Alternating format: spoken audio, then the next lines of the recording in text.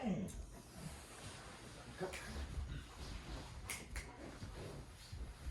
so we're here with Hector. We're going to be working on his paw handling and grooming. And we're going to do some nail trimming with him here. So what we're going to do when we start with this, we're going to put him into a down. And we're going to get him to relax. We're going to get him into a nice, relaxed, calm state before we even start to do our trimming. A lot of the times you'll see people rush this process, but we need to make sure the dog is in a nice, relaxed, calm, and submissive state of mind before we even begin the dremeling. And then once we actually bring out the Dremel, we want to be able to keep the dog into that submissive state. So it becomes a pretty important conversation that you can have with your dog, and it's not so much about the actual nails themselves, although Hector's are too long and they do need to be done.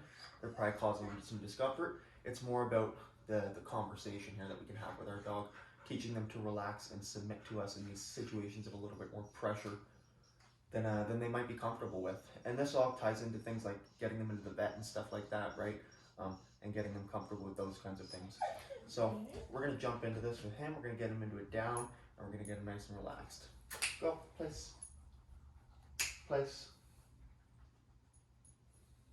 Scout, no, place. Down. No, down. Good. Alright, so we're going to get him nice and relaxed now. So, Hector, down. I'm going to go down here. Hector, down. Good. Good. And that's good. He's already on his side for us. So this is good right here. This is, you know, you don't always get this with dogs right away. So this is great that you got this without much work required here. So we're just going to kind of rub him here and handle him a little bit in this position.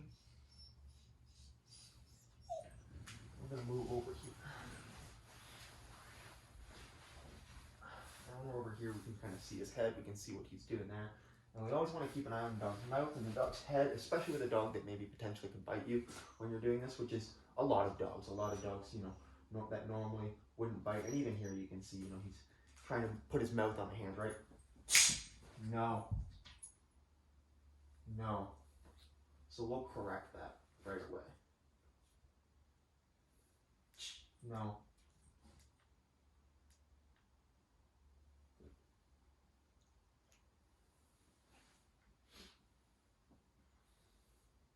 I think that's one of the things a lot of people miss when they're doing these paw exercises. They let their dogs get away with some of that behavior, that, you know, mouth kind of gently kind of going up to their hands and stuff like that. And we're going to correct anytime we see that mouth coming near our hands or skin or anything like that. That's rude. We don't want that nose coming up. We don't want that mouth coming up. That's the danger zone there, so it's not coming anywhere near us, and we're correcting the dog when they do bring that near us. Because it's just the dog protesting. They're uncomfortable with it. They're trying to protest by using their mouth, and that's unacceptable. Off limits, we correct that, we deal with it, and we work our dogs through these situations.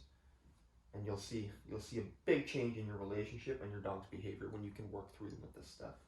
So right away, we're just going to kind of work on this with him. Good. Good job. And I do like to use some food when I do this as well. But I kind of have to go stock up on some more food there apparently. Good. Good. Alright, there we go. So, back in the down position, I got my food here, I kind of forgot the liver treats there, so I'm going to grab those. I always want to do a little bit of counter conditioning when I'm doing this too if I can. But I don't want the food to be distracting the dog. You'll see a lot of people use those Mickey Mouse and stuff like that, or they'll just give their dog a bone to chew on while they're doing these handling exercises. And again, it's not, you're not having the right conversation with your dog when you're doing that. You're essentially just bribing or distracting your dog from unimportant conversation that you need to be having with them. And again, that's the ability for them to submit without issues. You'll even see a lot of people get their dogs bones and stuff like that when they're doing these exercises, and it'll actually create issues with resource guarding because they're uncomfortable and they have a high value resource now, and that doesn't go well. So this is how we do our paw handling. We're going to use some food here to just counter condition the idea of bringing this Dremel up to his nails and working him through that. Good boy. Good boy. But this is good. He's quite relaxed with this. Like I said, we've done a little bit of these exercises without the Dremel involved. So now the next step is going to be to actually use the Dremel on these nails, right? So turning it on there, touching it. Good. Good boy. And he's being very relaxed with this. He's being good. We're just keeping an eye on his eyes, we're keeping an eye on his mouth and stuff like that, watching for any signs of uncomfortableness. But he's not even really pulling his feet away or anything, so this is good. And his nails are quite long, so I might actually start with the